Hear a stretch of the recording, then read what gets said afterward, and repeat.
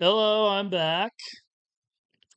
I previously produced a video of my life in general, not including my political life. So now I'm going to talk about my political life and what that's been all about. Um, Basically, my dad was kind of like a Republican, a moderate Republican. And so I kind of grew up, wanting to be like my dad. So I was rooting for Republicans over Democrats, but not much. I wasn't too much into politics for quite a while. Um, but then, I was feeling not so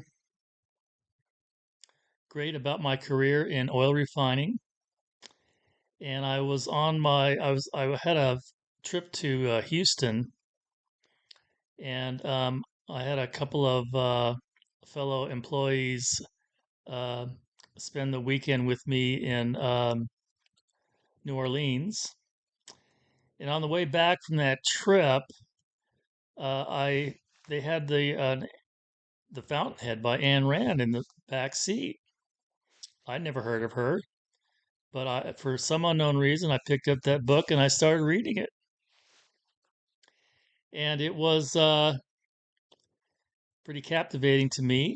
I couldn't put it down. I borrowed that book and took it home with me uh, and read it because I was kind of like morally confused back then. I didn't really didn't know what to do with my life. I didn't like my career in oil refining, and I didn't know where to go. I was contemplating something like maybe joining the Peace Corps. A friend of mine in college joined the Peace Corps, and he was recommending that, but I didn't think I wanted to do that. I didn't think I wanted to, go out in the boondocks of Africa and dedicate my life to that. I just didn't feel it. So I read Ayn Rand, and she was kind of saying, the virtue of selfishness, and that selflessness was kind of an evil thing. Um, I actually that trip was what got me fired from Shell Oil Company because basically I made an illegal long distance phone call. There's a jerk of a guy there that was giving these classes in computer stuff, and I guess I was being kind of smart alecky. I really wasn't happy in my job. I was also taking MBA courses, and I had to make a call to my partner for this project we had for this course for my MBA. And so instead of calling from my hotel room, which would have cost the company quite a bit of money back then, I made the call from the office, which was basically kind of like free. I think they call it a Watts line. So it was almost free. And this guy caught me doing that. And he said, what are you doing? I said, well, I got to make this call back home. And and basically he used that to um, he got mad at me and he reported that to my boss, an illegal long distance phone call. And believe it or not, that got me fired. That was the last straw for my boss. I wasn't I had kind of a bad attitude at Shell because I wasn't very happy at all. Um, so anyway, uh, that trip got me fired. Uh, so, but at that time, wanted to uh, take math and physics. I wanted to quit my job and go to UC Irvine anyway, University of California at Irvine. I was living in Huntington Beach at the time. And so, I really didn't care that I was fired. I didn't care at all uh, because I was going to leave anyway. So, yeah, I spent a couple years in math and physics and got worried and uh, about losing my whole career. So I ended up, after getting my bachelor's degrees in mathematics and in physics, I got a job in Saudi Arabia. Now, the thing about Saudi Arabia, well, I was a single guy, right? And they don't allow dating of any kind, and movie theaters were shut down, and it was kind of boring. But during lunch, my expat friends and I would have these arguments, mostly a lot about politics. And I found I was arguing just to argue, and I didn't like that. And so I decided right then and there to basically write my book of philosophy, what I believed in, and it was from A to Z, as I've mentioned before, and I wanted to get things right. I wanted to think things out and say that this is what I believe. And I it took me quite a few months to produce that. It wasn't completed, and I stopped writing that like 30 years ago, and I haven't added a word since. I hope to complete that book one of these days, but it's called The Technical Details of Happiness. Okay, so then I come back, and I went to law school, and that was kind of a failure. I wrote a few articles in the local law school publication. Uh, One of them was about my plan to privatize citizenship and have it sellable on the open market and create a market of citizenships. You know, that was one of my ideas I published way back then. But that didn't work out, and I went back to Saudi Arabia. And again, I got in trouble. I got a felony, a Class A felony, for manufacture and distribution of marijuana while I was in Saudi Arabia. Yeah, that was great. Um, so I came back from that, and yeah, I was wallowing around, wondering what I'm going to do in life. I needed to work some more, but I wasn't sure where. I did take a couple of computer classes at Portland State University. Uh, but so I got involved with the Libertarian Party. Oh, one other thing. After I was fired from Northwest Natural, I remember I was sitting in the backyard. It was like May. It was a really nice day, and my wife at that time was next to me. And I said to her, I said, "Hey, Megan, um, I think I know what I want to do. I think I want to get involved in politics." You know? And she looked at me and she said, "Oh my God," got up and left. That's exactly what she did. Um, it wasn't a confidence builder. I think was planning to get a divorce at that time, uh, and probably maybe even years before that. Um, but not exactly supportive of a wife, was she. But anyway, so the divorce happened. Well, let me go back. So it was 1998, and I decided, I got involved with the Libertarian Party, and I ran for office, uh, Metro District 7 counselor. Metro is this terrible government, uh, completely redundant with the three counties which are within Metro, and also, it's redundant to the state of Oregon. It's a disaster of a government, but of course it's a government, and you can't get rid of government once you create it. So I ran for this office, basically saying there shouldn't be metro, and I was also campaigning against a light rail line that they were going to put in, which was going to go right past my house, and it would probably really increase the value of my house with that light rail line being somewhat nearby, within walking distance. It would have I would have gotten a lot of personal gain from that light rail line. But I campaigned against it because it's not very libertarian for governments to be building railroads and stuff like that.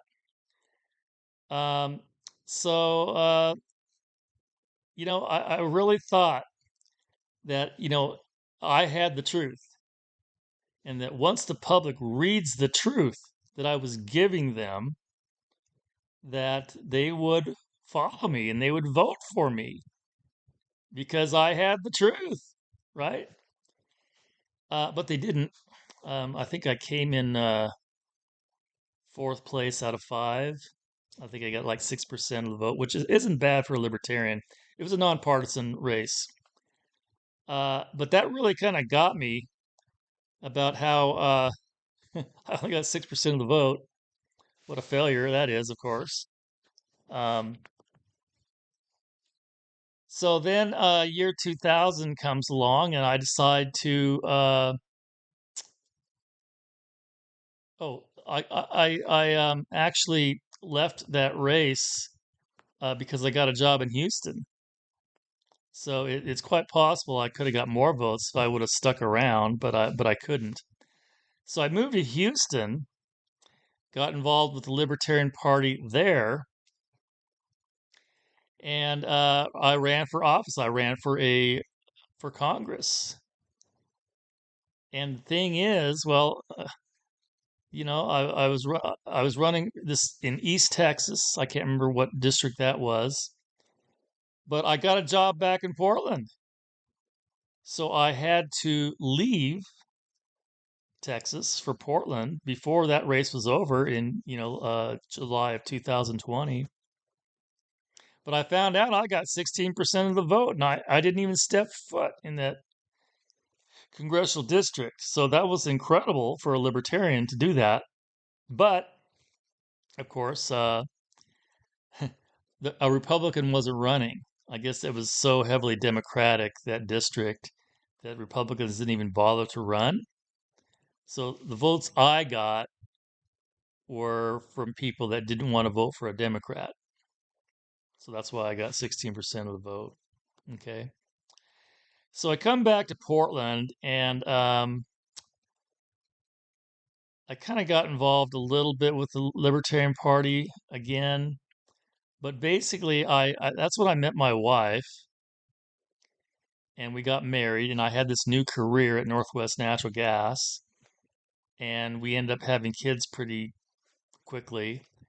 And so, all thoughts of politics, went out the door. I didn't get involved at all for quite a while there.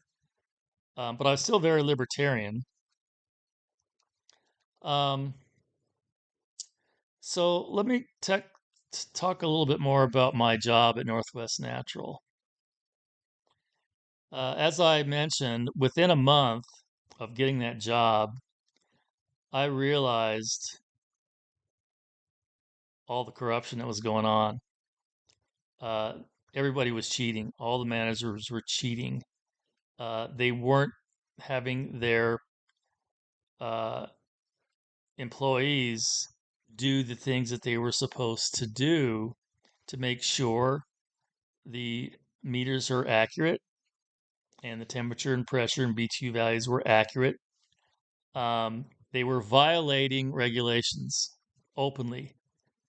And, you know, basically the thing is, these managers, if they were under budget, they got a bigger bonus. So that's what they did.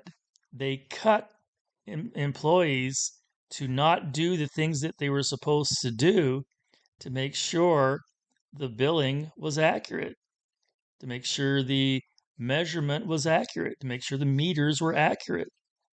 They were totally ignoring their jobs so that they could get a bigger bonus at the end of the year. It was just horrible, and it was in many different kinds of ways, right? Um, so the biggest violation had to do with the meters. The company had recently gone to a statistical metering approach where you take the statistics of the meters that come into the meter shop and are measured. They're taken off of houses for this, that, and the other reason. And so when they do that, they measure the accuracy. So they're able to get a statistical representation of these meters. Um, and they weren't grabbing enough meters to make the statistics relevant. There weren't enough meters for a statistically accurate measurement, right? That was one problem. The other problem is, when they got these statistics and they determined that a bunch of these different kinds of meters were not accurate and they needed to be pulled from the field by law, by regulation, they wouldn't do it. They left them there. They left them there and they were continue to metering inaccurate. And the big problem is that when meters are inaccurate, they're inaccurate fast. In other words, meters will overbill. They will say that there is more gas being consumed by the homeowner than actually happens. They're being overbilled. The company is making extra money from all these people because the meters are overbilling.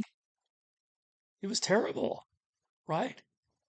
And here I was, I had all this knowledge. I was the measurement expert, right? And I couldn't get managers to do the right thing. So again, yeah, what I did is I went into offices and closed the door and made these veiled threats saying, hey, look, if the OPUC, if the Oregon Public Utility Commission finds out about this, you're going to be in big trouble. You might get fired over this, right? So that's what I did. I continually made veiled threats, and I've already told you this story. Another part of the story was right around, I think, 2002, 2003. There was this guy on the Oregon Public Utility Commission. His name was Ron Ekus. Ron Ekus. And I read the newspaper, and he was saying things out loud. He was saying, hey, since the gas utility is guaranteed, absolutely guaranteed, a certain amount of income, a certain profit. Well, if that's guaranteed, then they have zero risk. And things with zero risk should get a low return. They were getting 10.5% return on their equity, on their assets, on their investments, on their capital, 10.5%. And Ron Akes was saying, it should be more like 6%. That's what you get on a government bond, which is considered to be zero risk, right? You only get 6.5% or 6% because it's basically zero risk. So shouldn't Northwest Natural be getting only 6% return? And the guy was kind of like right. I was kind of sitting there. I got an MBA degree, and he's kind of right. But of course, Northwest Natural didn't like that at all, especially the executives at Northwest Natural, right? Because if that were to happen, then all of a sudden their profits go down. And with a constant PE ratio, what that means is the stock price would go down a proportionate amount. The stock price would lose 40% of its value right then and there because of that, right? And they couldn't have that, right? So they sent this guy down to Salem, And Ron Equals is fired. He was fired for saying that. And everybody else on the Oregon Public Utility Commission, they saw that. And it was a shot across the bow, right? Now, why was that? Well, it's because there was this governor of the state of Oregon. His name was Neil Goldschmidt. And Neil Goldschmidt was this legend, and he was the kingmaker of Oregon. He was also named as Secretary of Transportation or Jimmy Carter. Boy, he was probably the biggest political person Oregon ever had, right? And he came back and ran for governor in 1992, and all of a sudden he pulled out. People couldn't understand what happened there. What happened? Well, what happened was that he was raping a 14-year-old girl while he was mayor of Portland, right? And basically everybody knew about it. He got to do that. That was his spoils. So people knew about that, but it wasn't talked about. It wasn't in the newspapers, right? The newspapers in Portland and Oregon protected him, right? Until this girl, who was now a woman, started making a whole bunch of noise, right? So they tried to send her off to Seattle and some job here or there and whatever to shut her up, but she wouldn't shut up, right? Um, well, like I said, Neil Goldschmidt was a kingmaker. So his college roommate became a CEO of Northwest Natural Gas. Before that, he was in the biggest law firm in Portland. He's riding the coattails of Neil Goldschmidt, his college buddy. And then his college buddy made him basically CEO of Northwest Natural. And after that guy retired, he was replaced by Neil Goldschmidt's former communications director of his campaign in 1992. Okay. So these high placed people were placed in Northwest Natural because North Neil Goldschmidt wanted to make his friends rich. The CEO of Northwest Natural is making over $1 million a year, not including stock options and other kinds of stuff. You know, it's cash cow. Pretty good. I mean, neither of these guys knew anything about gas. They didn't know anything about utilities. They didn't even know anything about business. But they were placed there. Total corruption. Total 100% corruption. But actually, there was a reason why Northwest Natural had these guys as their CEOs, because they needed them to call up Salem and have the Oregon Public Utility Commission grant favors to Northwest Natural. The warm rate mechanism, which is kind of a scam. So they got all these favors. So actually, I guess it was good for the stockholders to have these former Neil Goldschmidt associates as CEOs, because it was all about doing things in Salem, the capital, to guarantee that Northwest Natural would get a bigger profit. It made a lot of sense. Um, Now, here's the other thing. Um, when I was terminated for whistleblowing,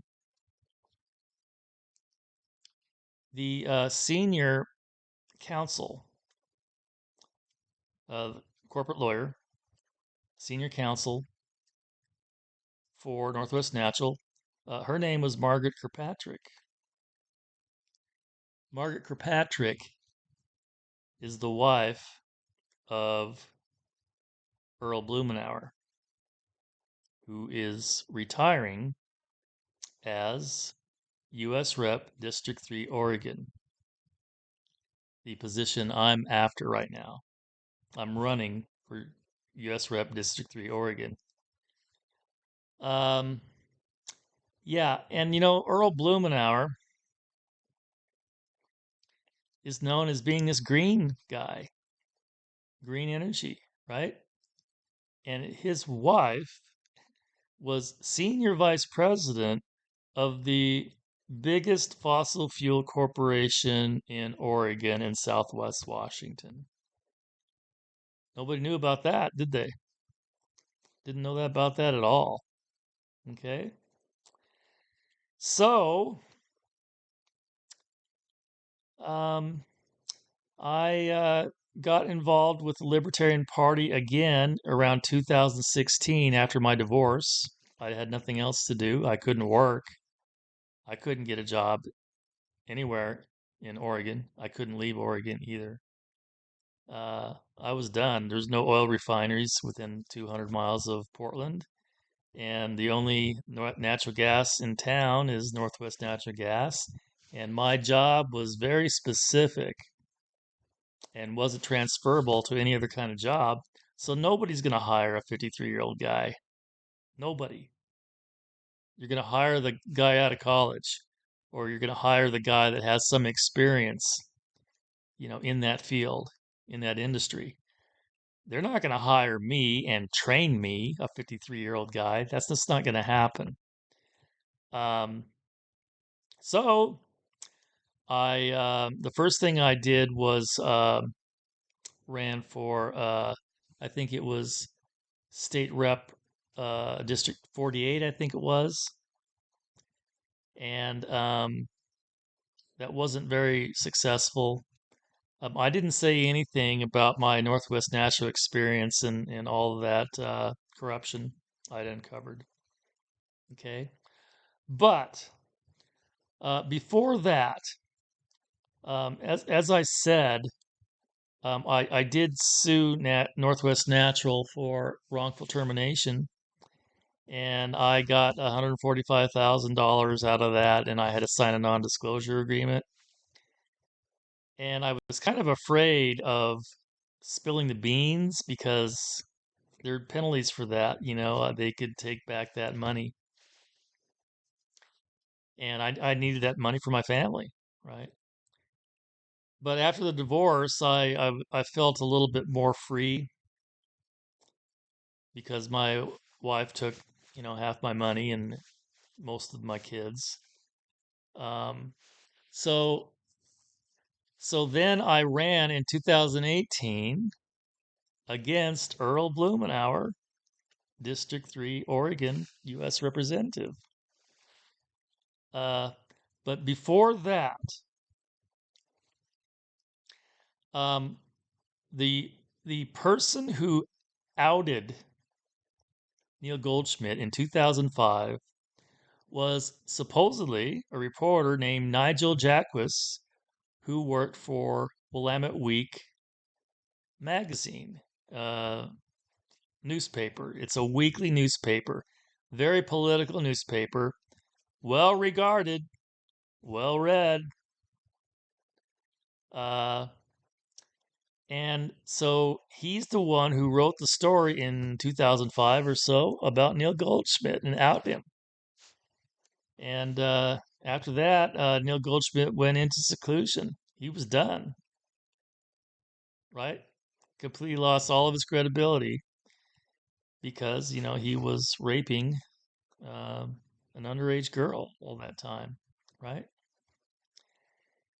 And, there were all these implications in the newspaper about the CEO of Northwest Natural because not only was he Neil Goldschmidt's college buddy, but his wife was Neil Goldschmidt's personal secretary during the time of the rapes.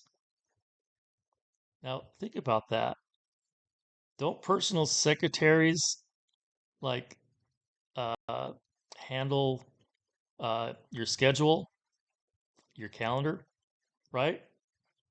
So she had to have known about these illicit meetings between Neil Goldschmidt and this 14-year-old girl because everybody knew about it. It was hush hush. I don't know. It was in like the 1970s. I don't know. Free love. I'm not sure what the deal was with that.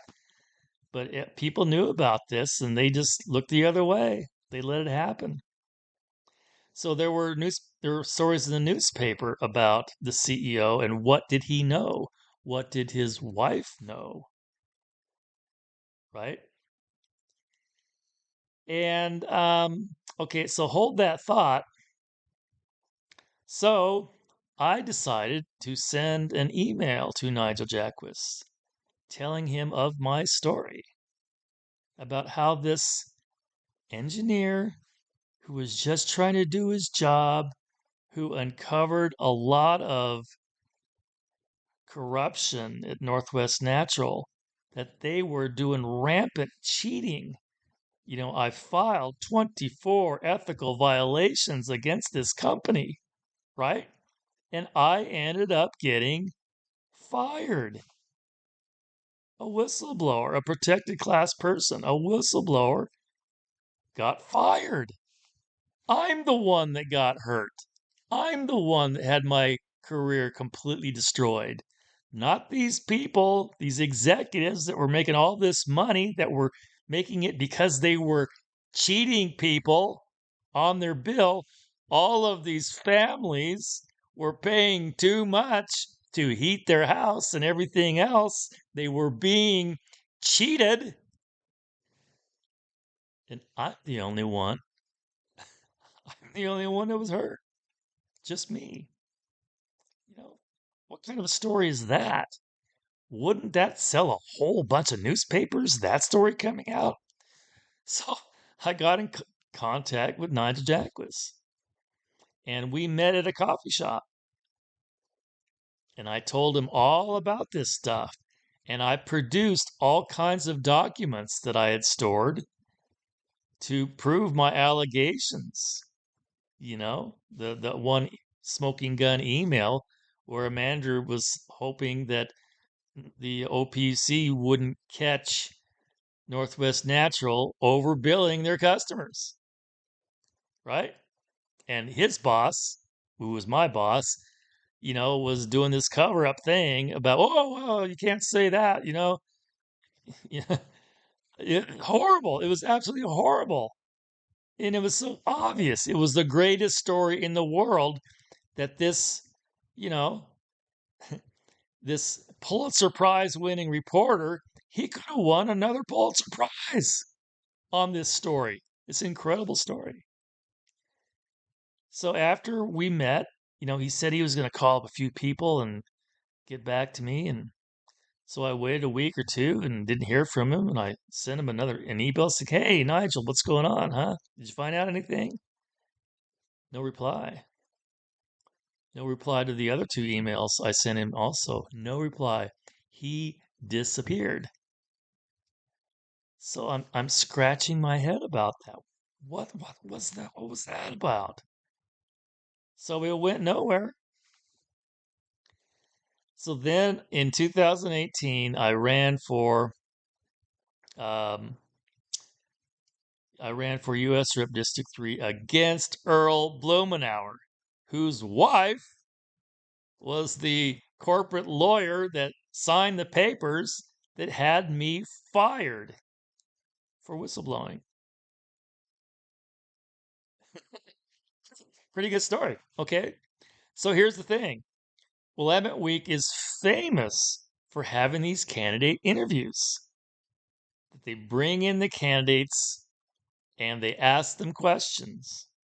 So I went to this candidate interview and I sat next to Earl Blumenauer. Now, I don't think I do have a copy. I'll try to post that online, but you can't seem to find it anymore. You can't Google that interview anymore. But there I was. I sat next to Earl Blumenauer, and guess who else was in the room? Nigel Jacquis. He was asking some of the questions.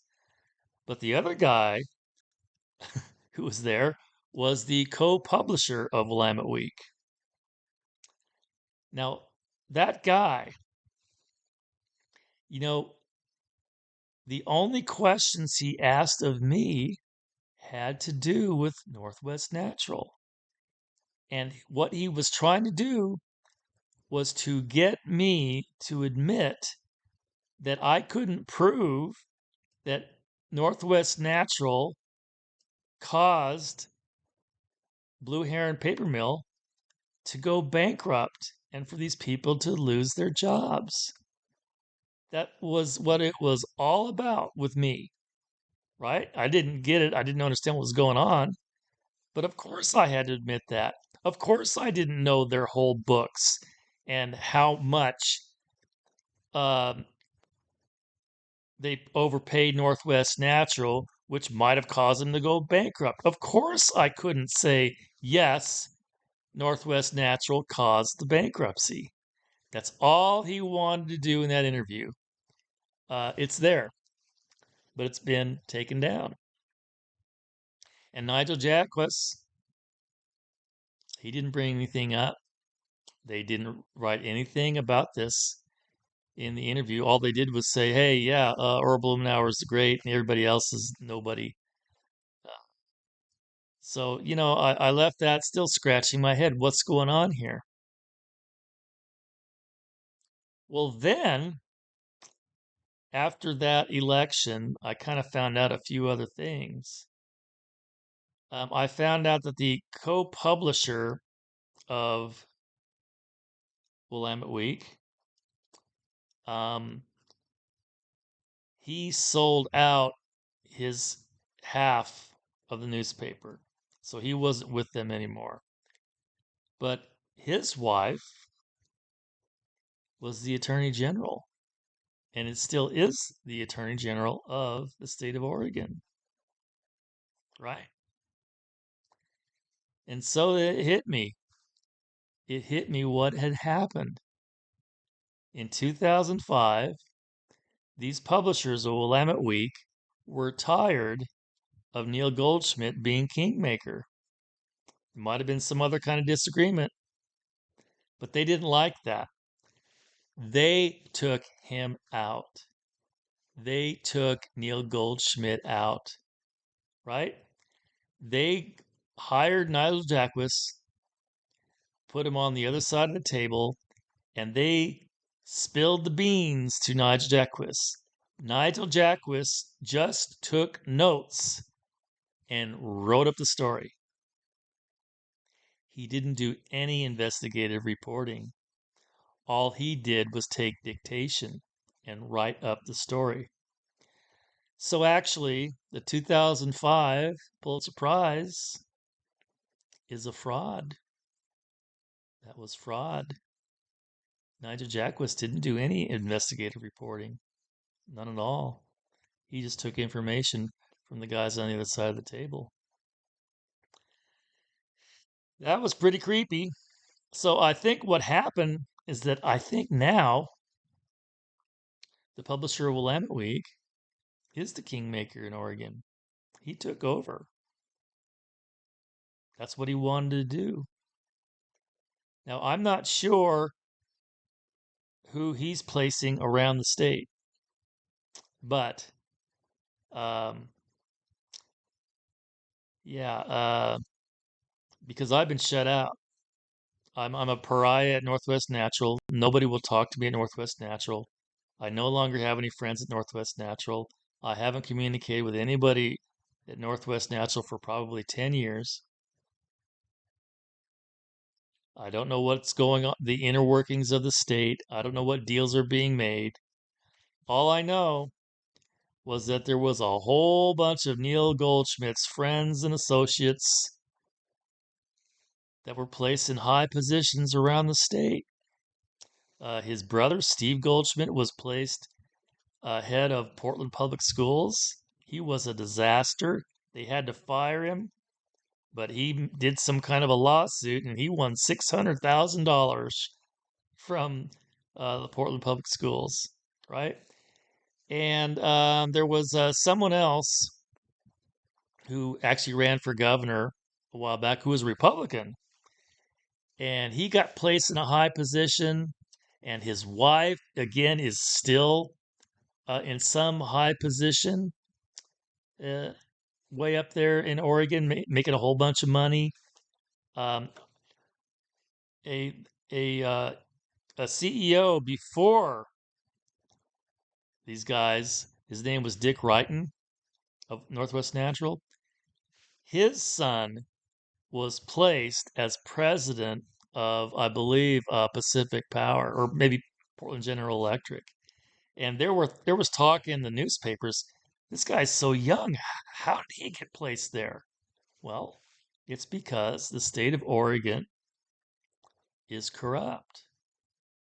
It's run by the Democratic political machine, and that Democratic political machine is placing their favorites in high places all over the state that they can possibly do.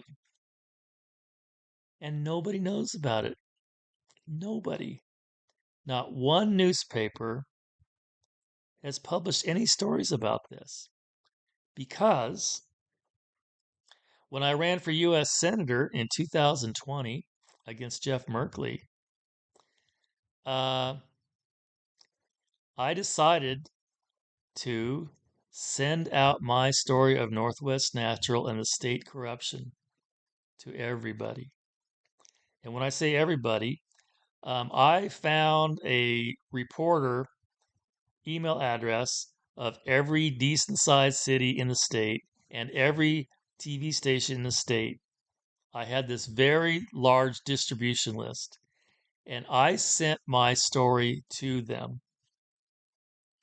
And do you think I got even one reply? No, I didn't get one reply. And that is because publishers are wealthy elites. It doesn't matter.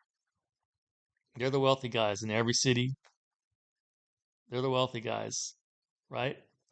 And they're getting graft of all kinds, I believe. But the other thing is, Northwest Natural is a huge advertiser in newspapers, probably the biggest advertiser in newspapers of anybody.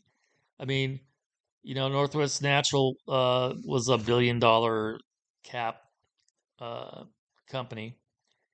At that time, it's probably 2 billion now, which isn't very big. I think they might have cracked the top 500, but it's concentrated in Western Oregon and Southwest Washington.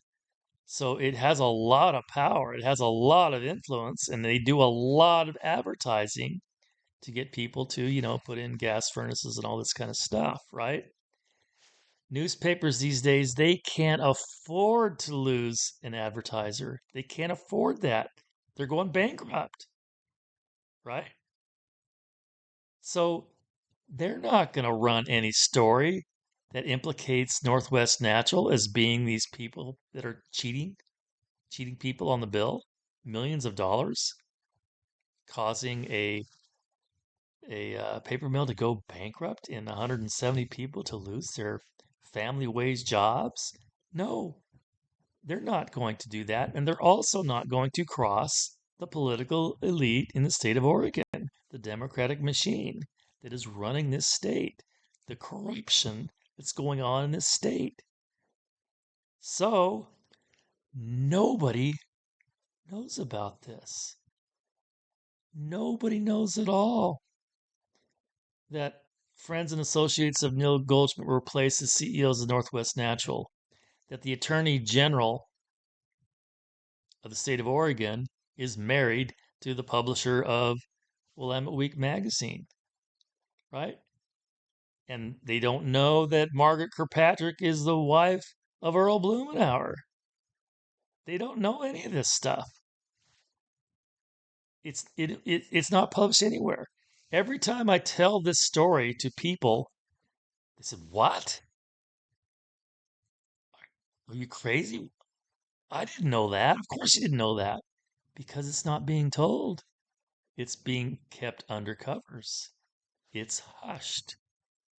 because the state of Oregon is so incredibly corrupt, both in the government, the media, and a lot of the governmental boards and utilities, which are basically half government anyway, regulated, regulated utilities. The whole state is corrupt, and it's terrible. And imagine how I feel. I feel my engineering career was ruined by these people. It was ended by these people, and they got away with it. They kept earning their high salaries and their stock options and everything else, and I got screwed. A lowly engineer. And all these people, all these publishers, all these newspapers, they looked the other way and they would not print this story. And it still hasn't been printed. So, anyway, that was a big incentive for me to get politically active. I just wanted this story to go out. I was sure that some newspaper was going to run this story about me. You know, I wrote it up for them. It was perfect, but it didn't happen. It still hasn't happened, and it's not going to happen. It's still not going to happen. Okay, so now I'm going to pause this while I get out my platform, my voters pamphlet statement. I want to explain that to you.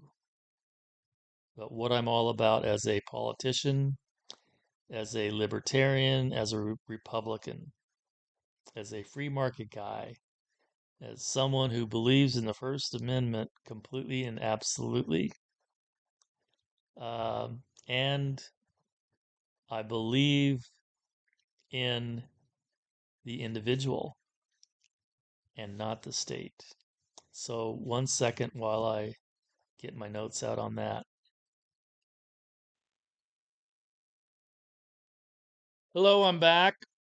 um, Before I get into my voters pamphlet statement, I want to point out another little bit of corruption.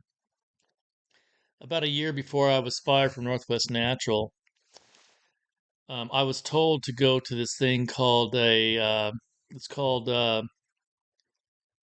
White Men as part of something. But anyway, it was one of these white guilt things. So they had this retreat up near the slopes of Mount Adams in these cabins. And so all of supervisors and managers at Northwest Natural were eventually invited to these sessions of, it's probably like 30 people at a time. And we spent 2 nights there, 3 days, 2 nights there, uh, talking about race and white privilege and basically how bad white people are and that sort of thing. It was the beginnings of the woke thing, I think.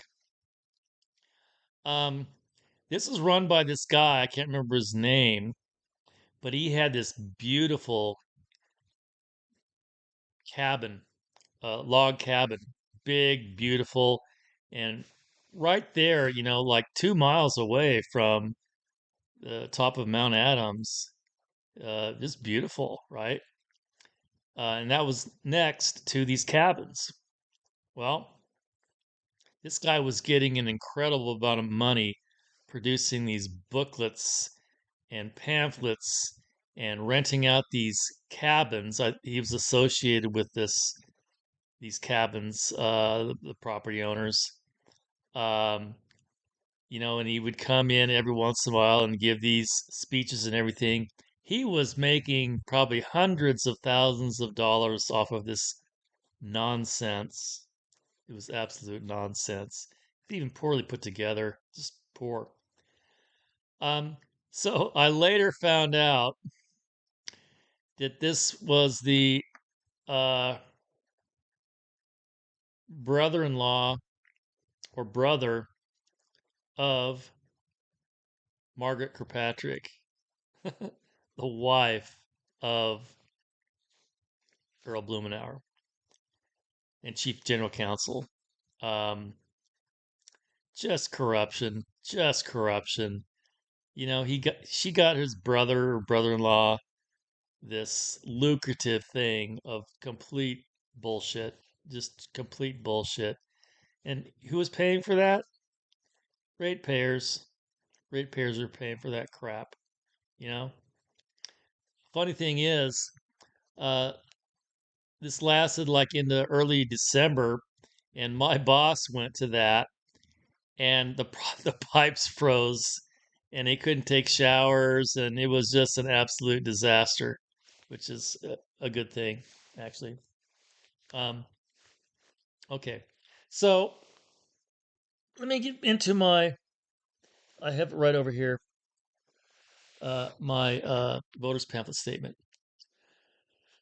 Okay, the top of it is my life. I've already had a video about that. I went through that earlier. Okay, so I say here, I support. The first thing is the First Amendment and the Bill of Rights. That's a given, right? I support 100% all that stuff. Next, I said I denouncing all forms of racism, and that's code words for you're not supposed to be racist against white people either. You're not supposed to discriminate against white people. You're not supposed to discriminate against anybody. You're supposed to go by what Martin Luther King Jr. said, right? Content of character and not color of skin, right? That's the way it's supposed to be, but that's not the way it is now. And here's a couple of things you might not know about. But during the pandemic, there was this money produced by the federal government to help out all these businesses that were closed and hurt by the pandemic. Okay? Business owners were getting money.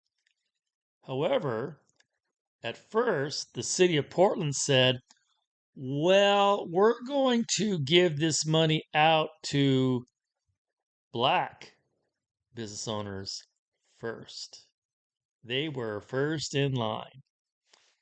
And guess what? By the time they were doling out this money to the black owners, they ran out of money. So there wasn't any money for anybody that was white. Total, complete discrimination as performed by the government, the city of Portland. And then the exact same thing happened with the state of Oregon. Again, they handed out all this money to business owners that were hurt, but it was also black business owners were first in line. They used up all the money again, and there wasn't much left over to white business owners. Again, total, complete discrimination. But the worst thing is this.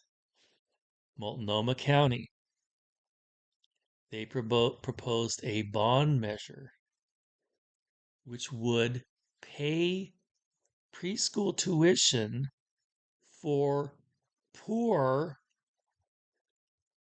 children of color.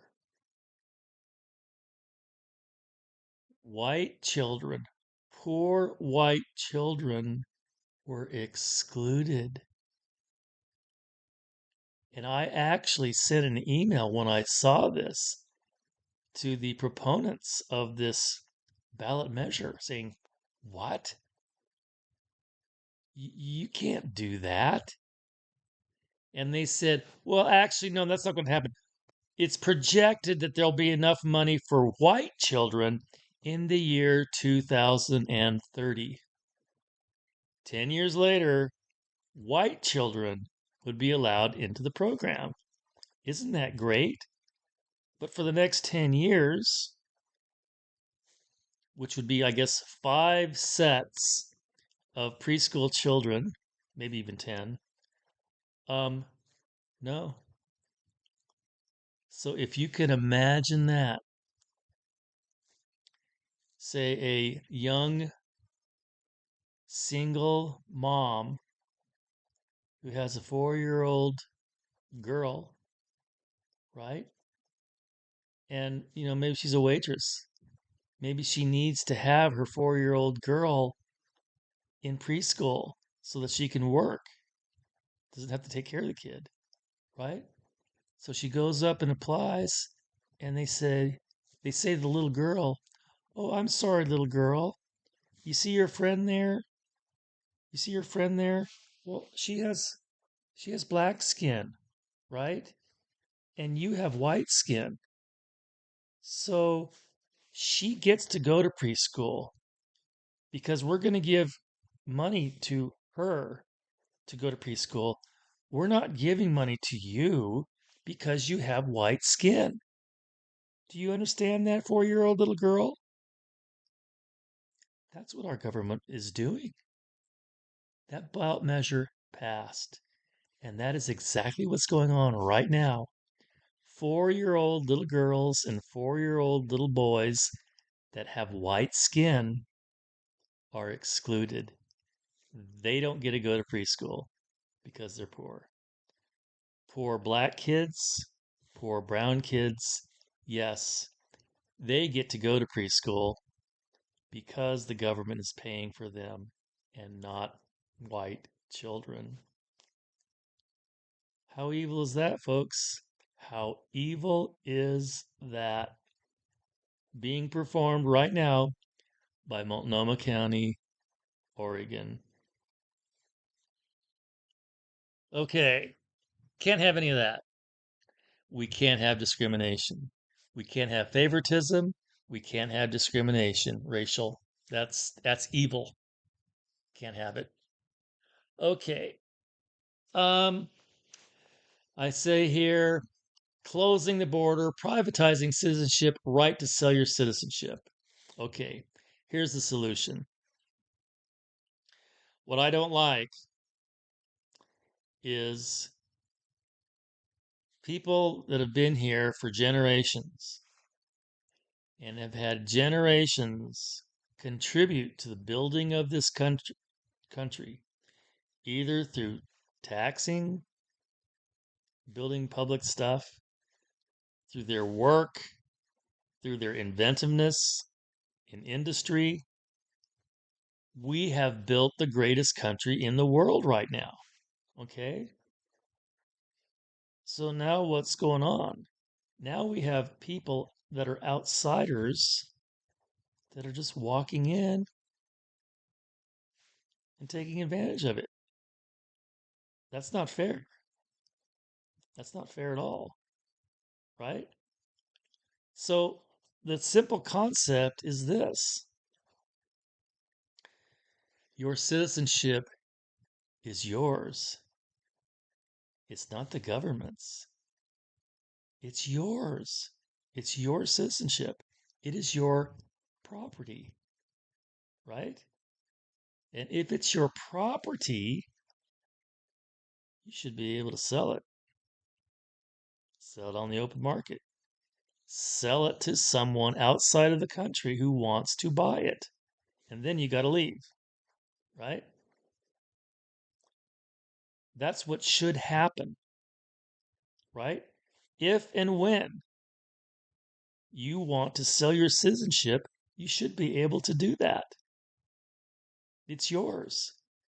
Now, the people coming in would be vetted. We don't want criminals or whatever, right? Um, but think about this. What about all these homeless people out there, right? They could sell their citizenships, right, to the highest bidder and then move out of the country. And, if they move to Bangladesh or some other poor country, they could live like a king with that kind of money. I think a citizenship is going to go for like a few $100,000, I would think. maybe even $1 million, right? We should have the right to sell our citizenship, right? It's ours, okay? Now think about this. Corporations now that have visas to bring in engineers and other highly skilled people, right? They're doing that all the time now.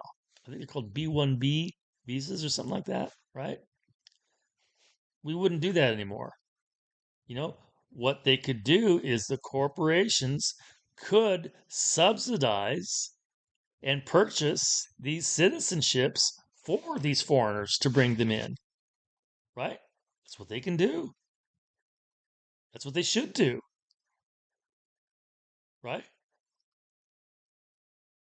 And, so they would pay an American citizen for his citizenship and give that citizenship to the foreigner, right? So the American, again, he gets good money for his citizenship. He has to leave. He has to leave. Okay. Now the other thing is, so you could even have charities. Let's say there's a charity that wants to bring in Laotians to this country, or they want to bring in gay people, or they want to bring in Muslims or Hindus, or whatever. You know, they could fund the purchase of a citizenship and give it to whoever they want. That's the way it should work, right? So I think there would be citizenships would become a commodity. There'd be some kind of a price out there that everyone could sell their citizenship. Now, what I'm also saying is that the person who buys your citizenship has to be within 5 years of your age, right? So you can't like have a 100-year-old guy just on his deathbed sell his citizenship. No, we're not going to do that. He'd have to sell it to a 95-year-old or something like that, right? Keep it clean. But this would work. We would get rid of our legal immigration system. We would get rid of our illegal immigration system. We wouldn't allow that at all. We would get rid of these visas. People would have to purchase citizenships and buy them off of American citizens for their benefit. That's the way it's going to be from now on. Now, here's the other thing, though. The government can create citizenships, right? Just like they can create money. They can create citizenships and they can sell them and they must sell them. So if the American government wants to bring in more people for whatever reasons, that's what they can do. But those foreigners, they have to purchase these citizenships on the open market at the market price, whatever it might be. That money comes into our treasury and helps pay off our national debt. Of course, right? American citizens should get the benefit of immigration. They should get the benefit of these immigrants having to pay for their citizenships. They're not going to get it free anymore. It's not going to be a freebie.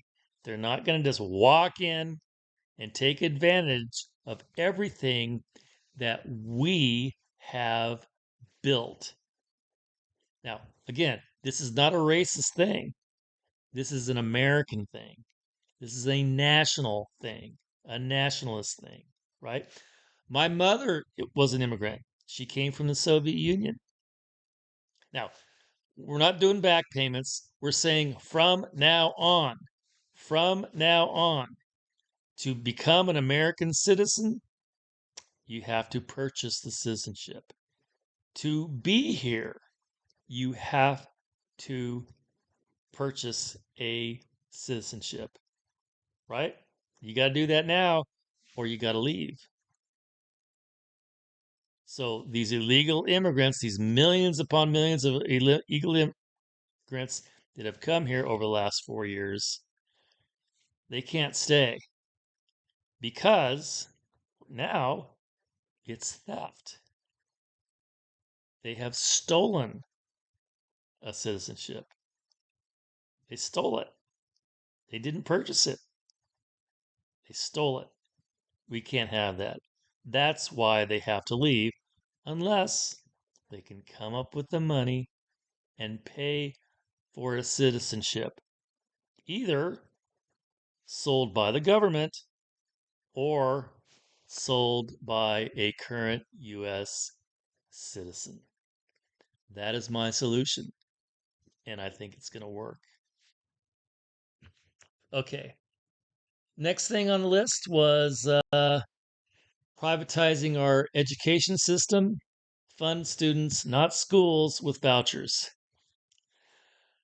Our public school system is an absolute disaster. Everybody knows it. It's being scammed. The teachers' unions, they're scamming the public. Kids are not being educated, but they are being brainwashed. And that's why government people want to keep the schools public and under the government because it is the greatest tool to brainwash the kids. And everybody knows you got to get to the kids. You got to get to those young brains for your brainwashing to work best. And that's exactly what's going on right now in our schools is brainwashing. And we can't have that because right now our government is pretty darn evil. You got to admit, lots of evil people in Congress and the Senate and president. Evil people are running our government and they're brainwashing our kids to be just as evil as they are, to vote for these evil people. We've got to put a stop to this. And the way we do it is we privatize the schools, right? Completely privatize the schools. They will all be private. And each kid is going to get vouchers, money that they can use to pay tuition to any school they want. So I would say that there's going to be all kinds of schools all over the place without government controls. Religious schools, maybe, political schools, maybe, whatever. You know, you can have a school that believes in abortion, and you can even have a school that believes that, you know, white people are evil. You can do that. Pay the tuition. Fine, do that. There'll be other kinds of schools. There'll be Christian schools. There'll be Jewish schools, Muslim schools. There'll be all kinds of schools. There'll be secular schools, right? Parents will have that choice, and they should have the fundamental choice of having their kids educated in how they believe, in what they believe. It's fundamental. It shouldn't be determined by government bureaucrats, right? That's what that's what will work. And that's what's going to become efficient. Because if there's a school out there that wants to teach stuff that parents don't want, they're not going to get students, they're not going to get their vouchers, and they're going to go bankrupt and they're going to lose their jobs, right? They will not survive. These creepy schools, these creepy teachers, these creepy programs, they won't survive. Parents will not want to send their kids to those schools. Okay? So that's what we do. And we no longer even, we will not fund colleges anymore. That's the biggest scam around. All this money, all these endowments, It's terrible what's going on in our colleges these days, right? Um, Kids are getting saddled with hundreds of thousands of dollars of debt for a degree that is completely worthless when they get out of school. They can't do anything with that degree. They have to get a job at Starbucks, right? We can't have that anymore either. Okay. Next on the list, exclusive transaction tax coupled with universal guaranteed income. Okay, this is a big one. We need to get rid of income tax. We need to get rid of a whole bunch of taxes. We need to get rid of capital gains taxes, dividend taxes, everything, and replace it with a transaction tax. Anytime money changes hands, anytime you buy something, you pay a tax. And it's the exact same tax on anything and everything. It's the exact same tax on bread, on tickets to a baseball game, on paying your lawyer, on paying anything. Anytime money changes hands from one entity to another, individual, business, whatever, you get this exact same tax.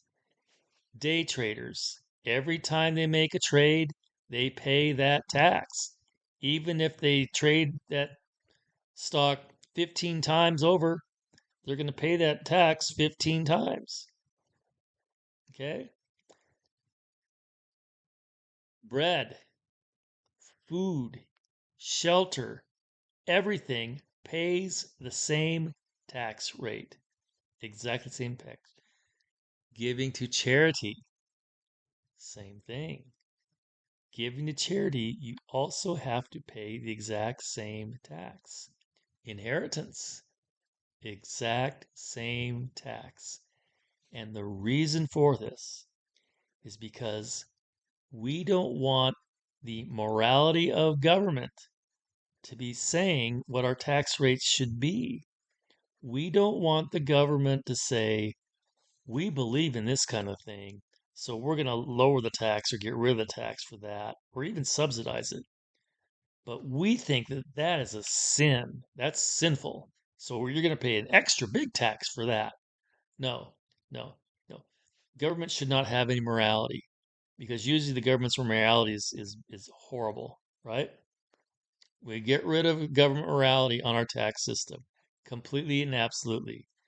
We have a universal transaction tax on anything and everything.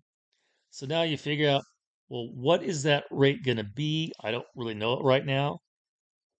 Probably kind of low, maybe 5%, possibly 10%, because it's on everything.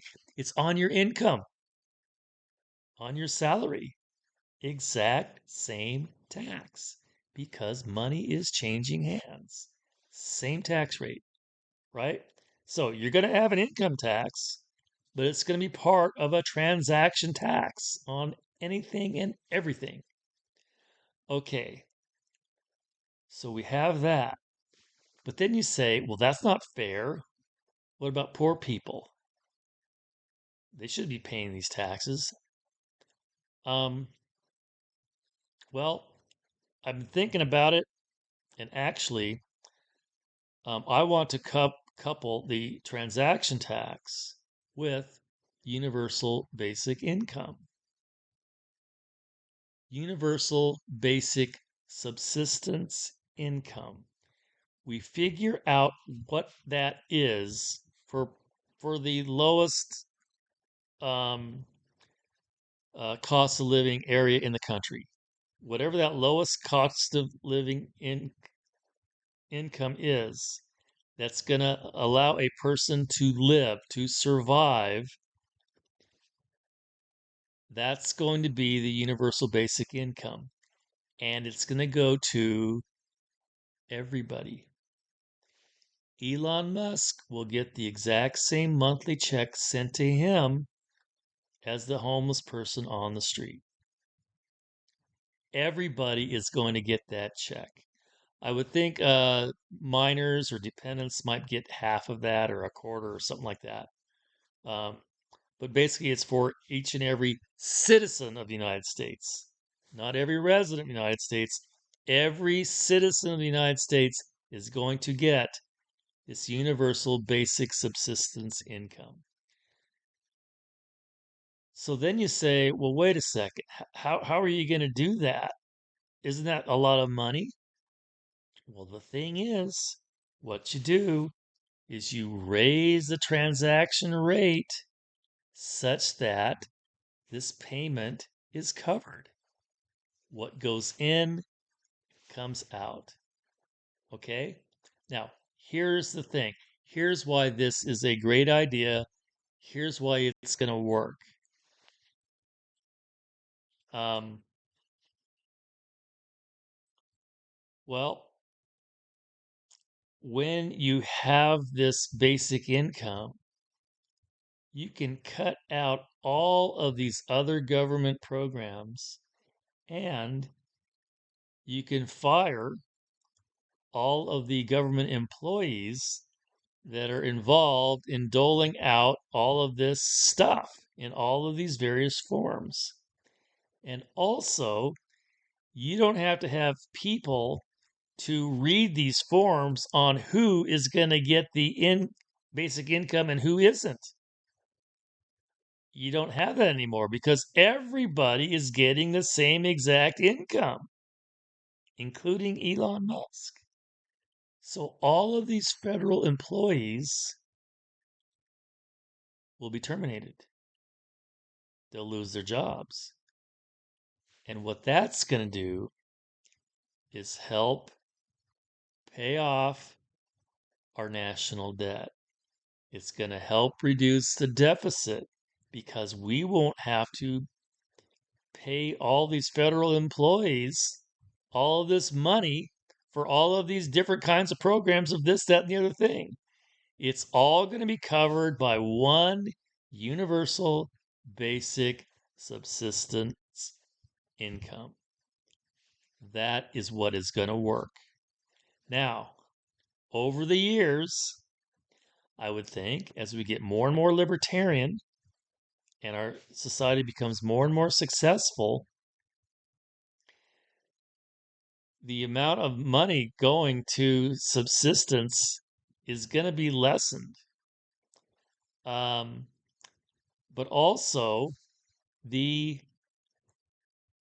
transaction tax rate will be lowered and lowered and lowered as we cut more and more government until maybe that transaction tax rate is going to be minimal. It's going to be minuscule. It might even become so low that we get rid of it altogether and take care of government spending by just actually printing money. Okay? Of course, we're going to have income coming in by selling of citizenships too. That's going to help, right? But that is my plan. Universal transaction tax coupled with universal basic subsistence income. Now, here's the thing I believe now even conservatives are not going to let people starve to death. They're not going to let people freeze to death. They don't allow that anymore, right? Even conservatives. Even conservatives approve of these government programs to keep people alive. Okay?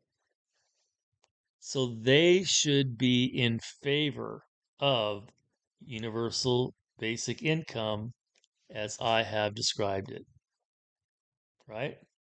There should be no resistance to universal basic income anymore because we put it in this way, coupled with the transaction tax.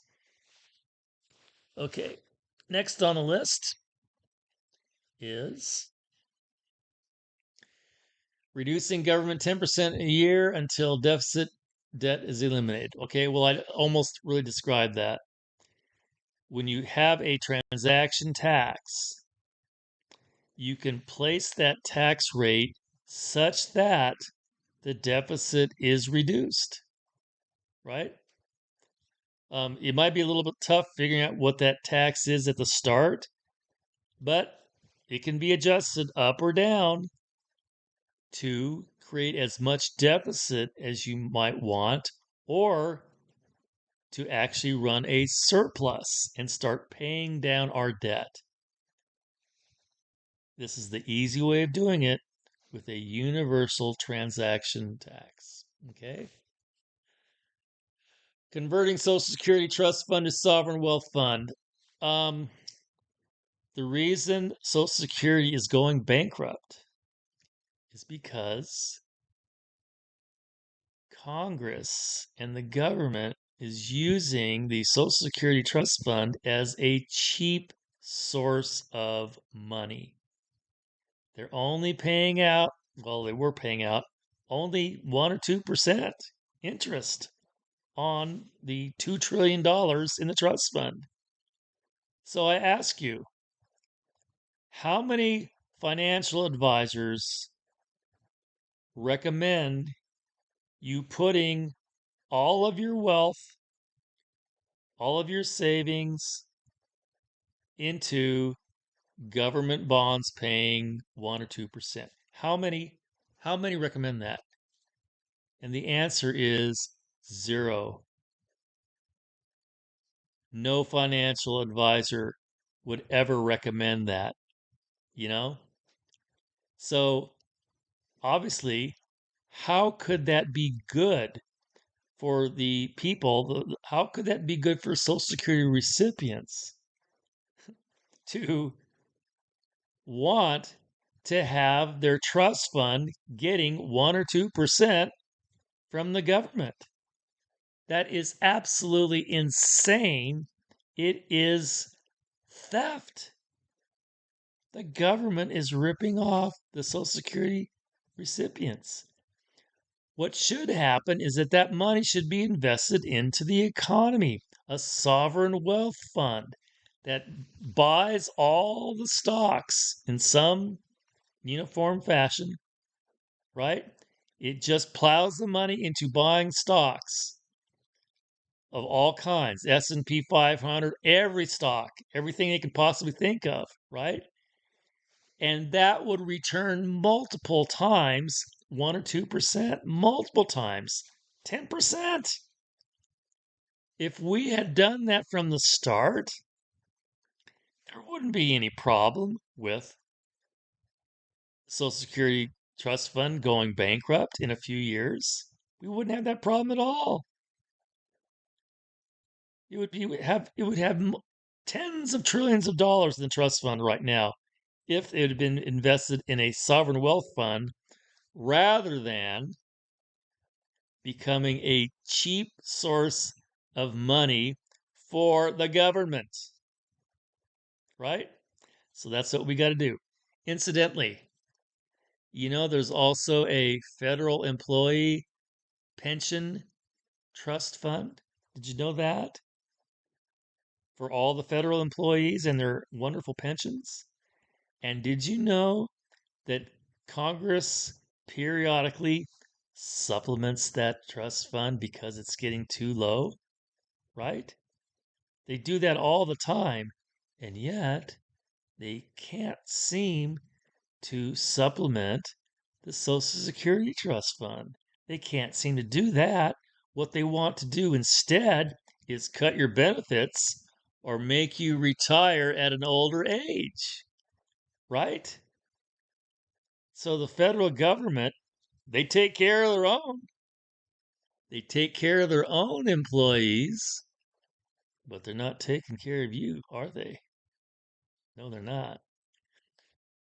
Social Security Trust Fund needs to be turned into a sovereign wealth fund that will save Social Security. Next thing on the list, converting government pensions to 401k. Pensions are done. You're not seeing them in private industry anymore. They've all been converted to 401k for good reason, for absolutely good and great reasons. All government pensions need to be converted to a 401k for the exact same reasons. We've got to do that. No unions for government employees. Government employees should not be unionized. Franklin Roosevelt didn't like the idea of government employees being unionized. It doesn't make much sense because the government is the people. How can a union be against the people? Can't do that. And the government does not negotiate very well at all, right? They do giveaways to their unions, to federal employees. You know, we can't have government employees unionized.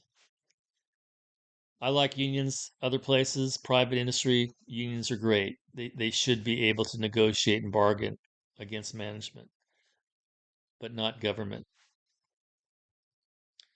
No pensions for politicians. A politician that should be a temporary job. It should be where you go into government with your ideas and try to get them passed and then you get out. It's not supposed to be a career. Shouldn't have any pensions for politicians at all. Let's see here. Eliminating all subsidies and penalties for industry. Yeah, I just don't like it. Government morality. Usually subsidies are a big waste of money. The CHIPS Act, that is such a waste. Giving billions of dollars to Intel.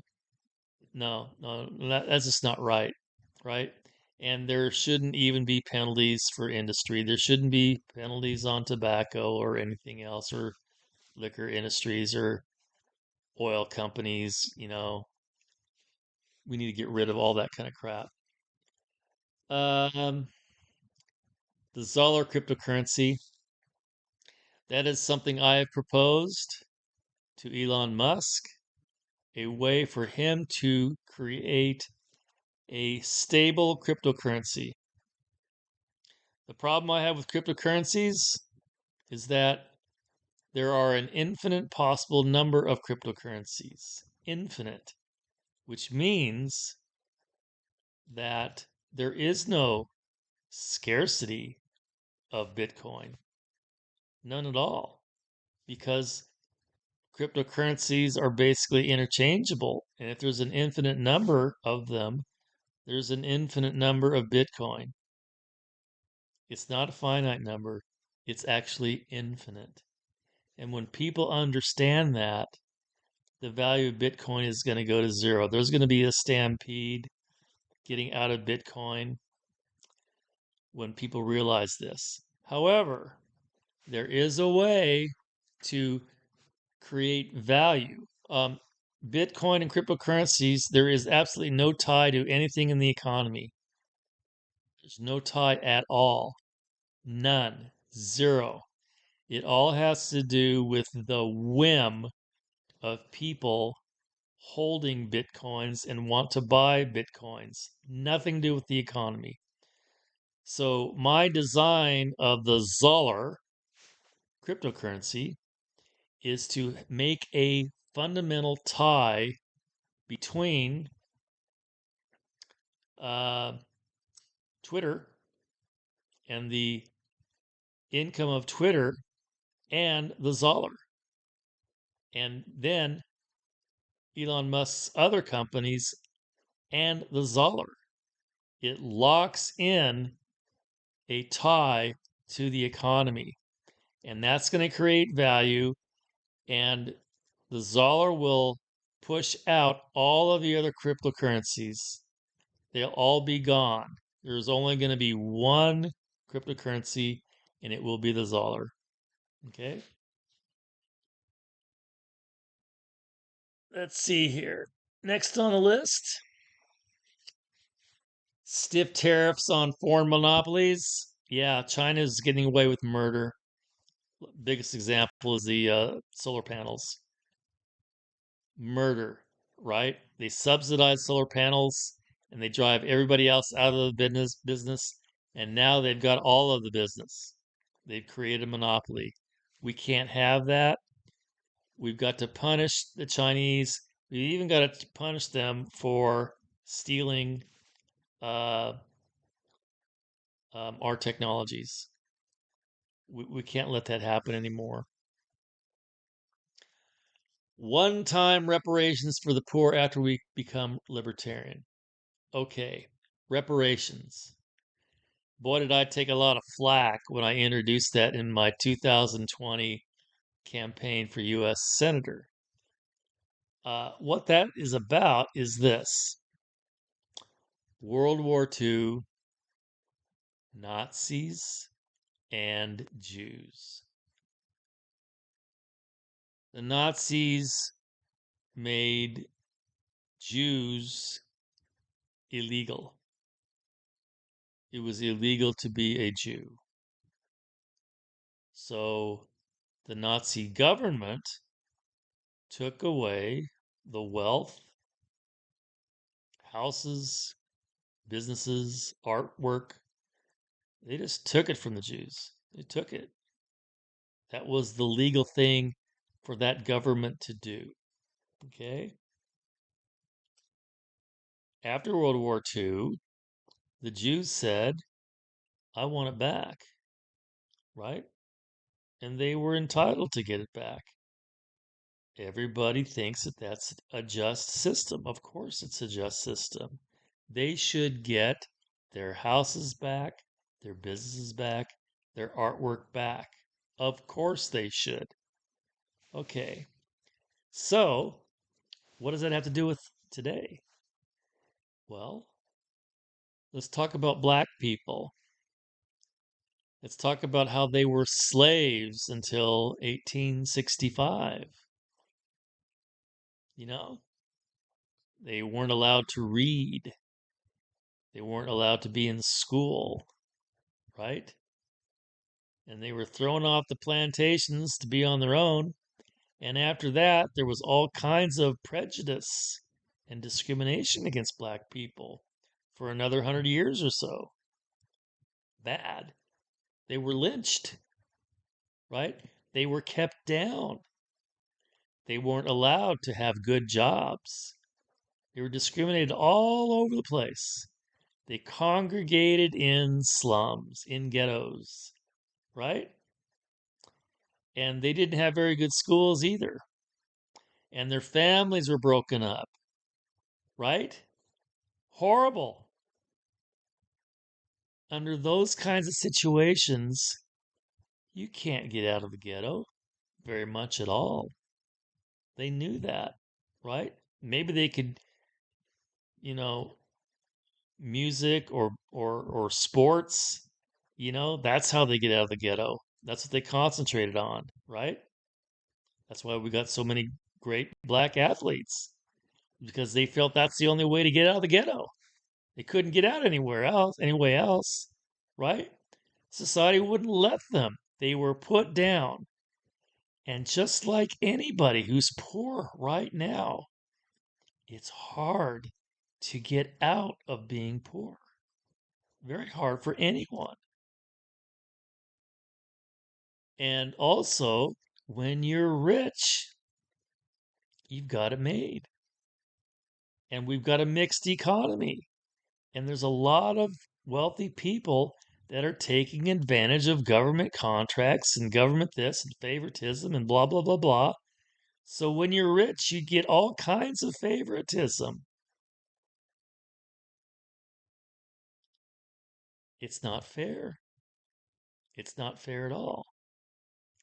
So what I'm saying is this: after the country becomes libertarian and free market, and we're getting rid of all this government mandates and government this and government that, finally, the last thing we do, sort of, as a government, is we level the playing field with a one time reparation from wealthy people to poor people. One time, you know, we're done.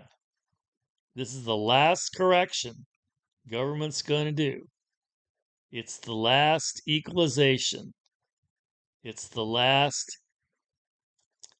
income equaling thing. But it's not income. We're going to transfer a big chunk of wealth from the rich to the poor one time, and then we'll be done. We're not going to do that anymore. Hopefully, that will level things out somewhat, right? But that's something that we got to do, that we should do, and it's very moral. There's an exact analogy between doing this and getting wealth back from the Nazis to the Jews. It's the exact same principle, and that's what we need to do. And this is coming from a libertarian. This is coming from a very strong free market libertarian, right? When I proposed this in 2020, man, those libertarians, they were calling me a communist and this, that, and the other thing. They were ignoring the principle. They were ignoring the principle about how some people were discriminated against, put down for 100 years or more, and you can't really get out of that.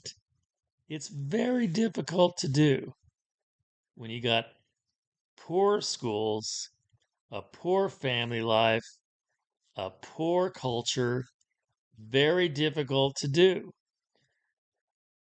And if it's not, then what are you saying? Why are black people so low on the economic scale? Why are they in the poorest areas of town? Why is that? Is it because they're inferior? Really? Well, if it's not, why is it? It's because of this rampant discrimination, rampant unfairness, and something has to be done about that. And what that is going to be is a transfer of wealth from rich to poor to make up for some of that, right? Right. Next, firing all directors, managers, and supervisors within the FBI, CIA, and State Department. Those people are evil. They're doing bad, bad things. Did the FBI and CIA assassinate President Kennedy? It's looking that way. It's also looking that they took out Richard Nixon with Watergate. I think 7 or 8 of the plumbers were CIA, right? The State Department, they keep getting us into wars. That's what they do for a living, is figuring out how we can get in this, that, and the other war, and to produce all of these armaments and give it to all these different countries, give our wealth away to now we're $34 trillion in debt. We have to get rid of all of the managers, directors, and supervisors. Get them out. They're corrupted. They're following bad orders, right? We don't want them in the government anymore. We need to get rid of them and start all over. Okay. Another thing, bring all of our troops home, defend North America only, lend our military to our allies when attacked. We can't be the world's policeman anymore. It's causing us to go bankrupt. It's causing us to be looked at as the bad guys in the world. because we're fighting everybody. We're killing everybody. It's got to stop. We've got to stop this, right? So we pull all of our troops home, all of them, from Europe, from Japan, from Korea, from all these islands, from the Middle East. Bring them home. Okay? Now, we don't need a standing army anymore. No one is going to launch a flotilla and invade us. It's just not going to happen. We don't need a standing army. The only reason we have a standing army now is to fight foreign wars, and we don't want to do that anymore. We are going to concentrate on defending our own country and nobody else. We will design our army, which is going to be pretty darn small, a good navy, a good air force, a good space force to protect us, Canada, and Mexico, and nobody else. We are really going to drastically reduce our military. Now, we can lend our military to our allies if they go under attack. NATO can survive, but not with U.S. troops there. And we will only get involved when they get attacked, and vice versa, I would think. That's the way it should be. Every nation designs its military to defend its own territory and then lends it to its friends in need. That's what we should do. Okay? Um,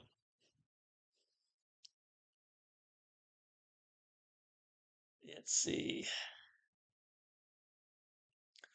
Weapons sales decided by stockholders. This might be a little bit controversial, but I think we got to do it.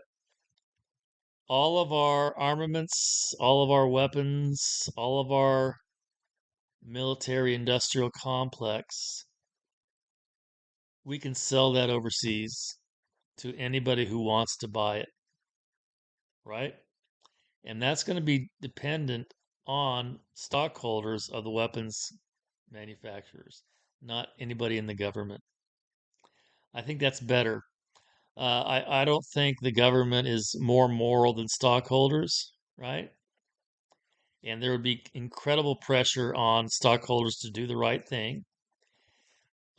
People can buy in to the stock to influence who gets what weapons. And it's all going to be above board.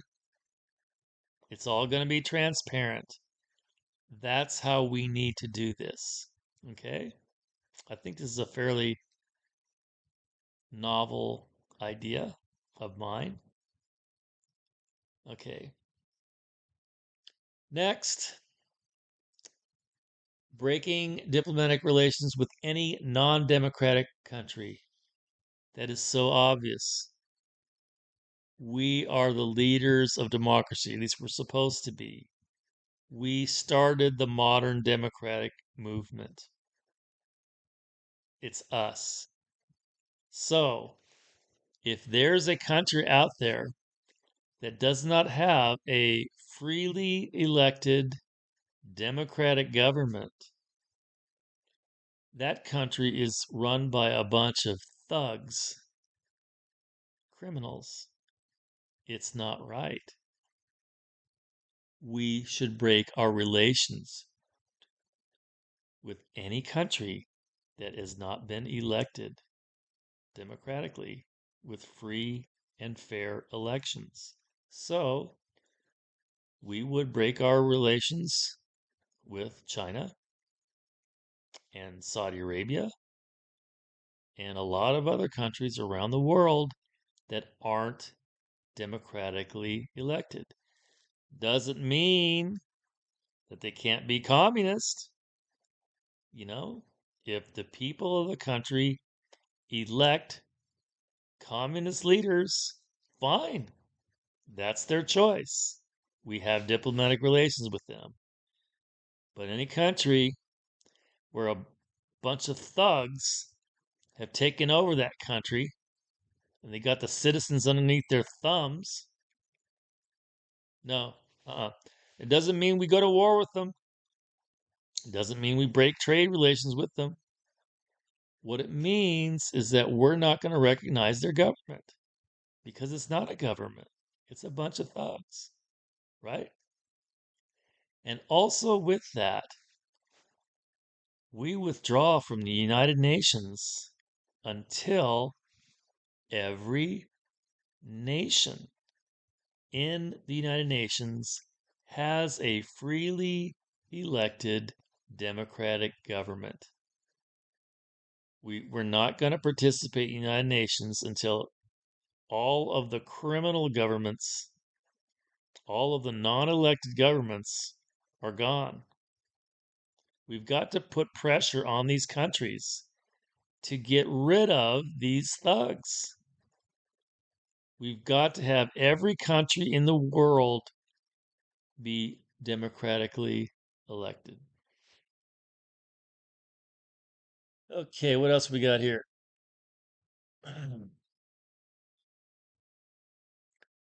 Suspending all foreign aid.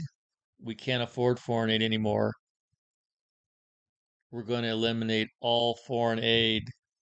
We are $34 trillion in debt, and our money supply has been tripled in the last 15 years. We're heading toward a big crash. We've got to do something now. We've got to do something drastic now before the crash happens. Closing all embassies. Embassies are obsolete. We shouldn't have embassies anymore. We have the internet. We don't need embassies. That is a total waste of money. We can't afford it. We've got to cut back everywhere. A good place is to cut back all embassies and consulates. Now, we can sort of like get rid of all embassies. We first go to one embassy per country, no consulates, one embassy per country. And then we go to embassies that have had land in the United States before. So we'll have an embassy in Great Britain, in Spain, in Russia, in Mexico, in Canada, in France, and I believe that is all. Uh, those are the only embassies we will have because they formerly had jurisdiction over land in the United States. But then we should also finally get rid of those embassies too. Now, we're getting to the end of the list here. Supporting Israel when they adopt the First Amendment. Israel doesn't have the First Amendment. And when I say that, they have established a national religion. It is a Jewish state. That is wrong. The First Amendment is a universal concept. It applies everywhere. It is evil for the government to declare one religion as being true and the other religions as being false. That is evil. And especially regarding the history of Israel and, you know, them they keep out the war refugees of 1948. They keep them out. They don't let them back in. And they're doing that because they want to keep the so-called Arab population down to 20%. They don't want to vote in people that might get rid of the Jewish state. How can any American politician be supportive of a Jewish state of Israel? How can they possibly say that? That is against the First Amendment, our most important amendment. They can't say that. That is being treasonous to our Constitution and our Bill of Rights and our First Amendment and even the 14th Amendment. You can't do that, folks. We have got to drop our support of a Jewish state of Israel. We will support a secular state of Israel. Now, if Israel wants to invite in Jews from all over the world, they can do that. They can do that. But they can't call it a Jewish state of Israel. There's Muslims there. There are Christians there, right?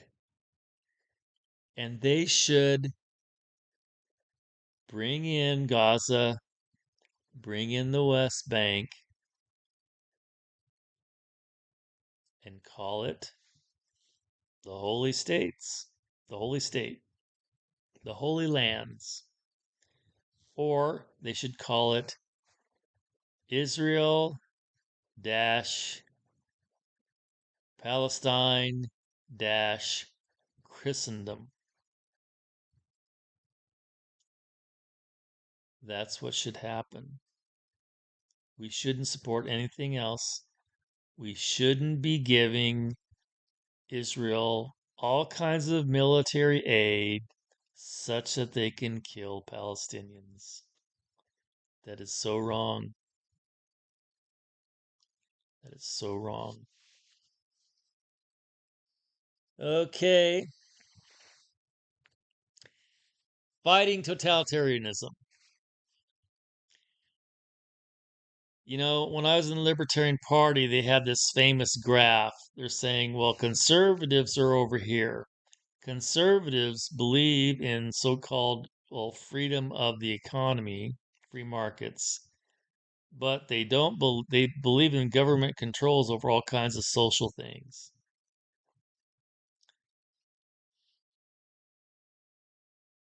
Liberals, on the other hand, they believe in government controls of the government of the economy, but they believe in freedom of social stuff, right? So they're opposites.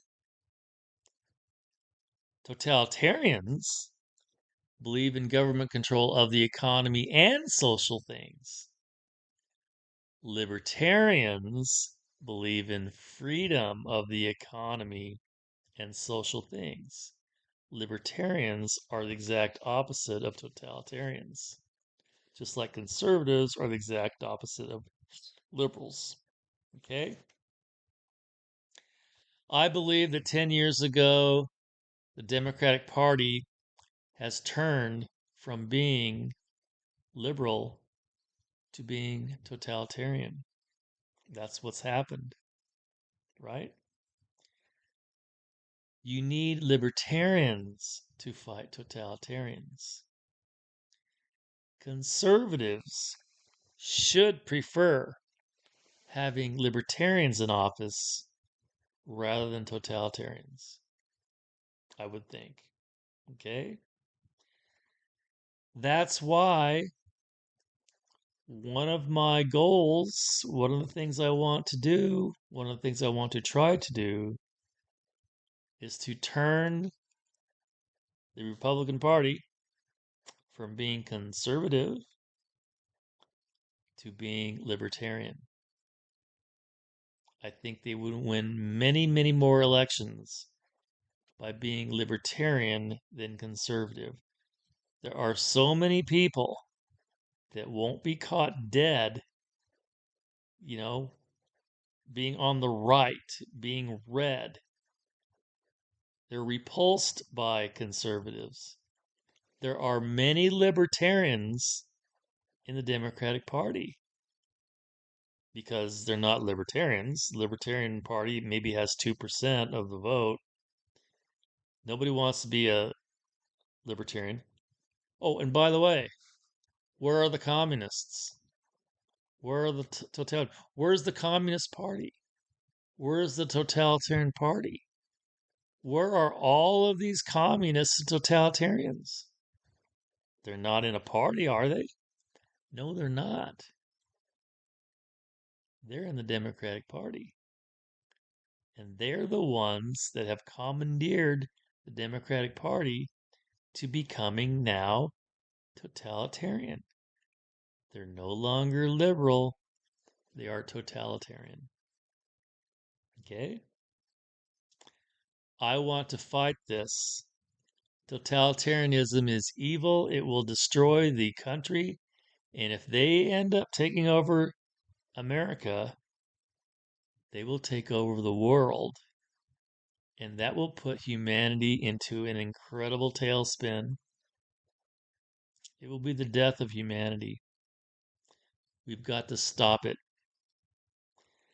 That's why conservatives should support libertarians. They should support the Republican Party be rebranded as libertarian and not conservative, not red, not on the right. That is going to ensure victory, and it will especially ensure victory in Oregon, because Oregon is not conservative.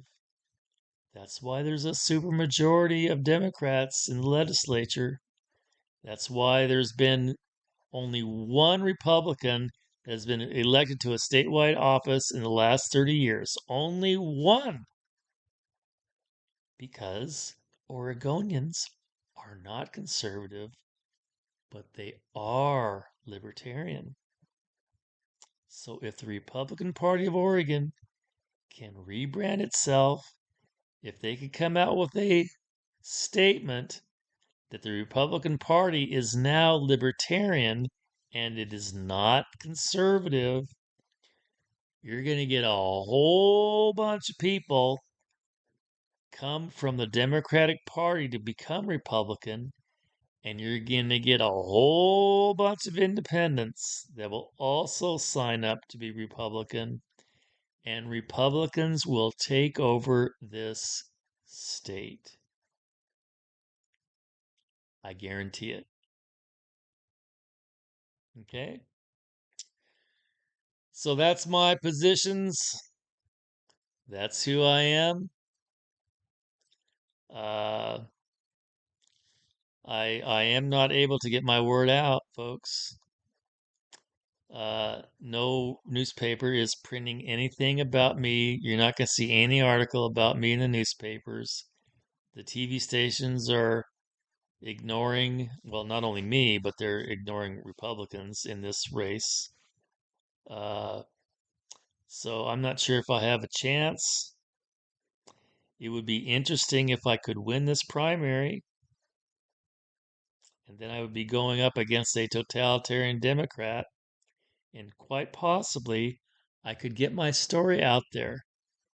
The story about how my career was ruined by corrupt people in the state of Oregon.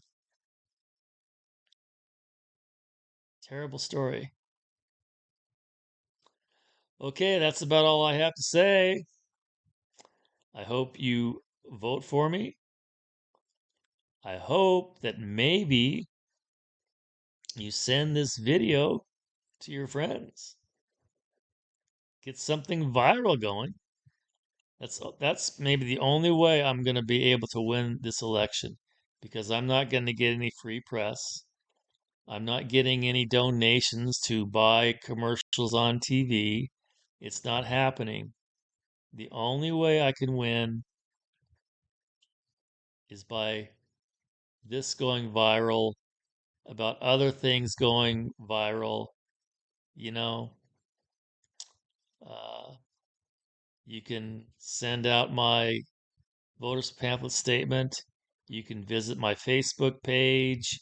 You can visit my Twitter page, and you can spread that around.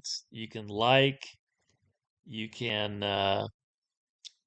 comment, you can repost everything and try to get something to go viral. That's the only way that I would win. So, anyway, unfortunately, this video is very late, but better late than never. Let's hope that I can squeak by and win. Signing out, Gary Dye for United States Representative, District 3, Oregon.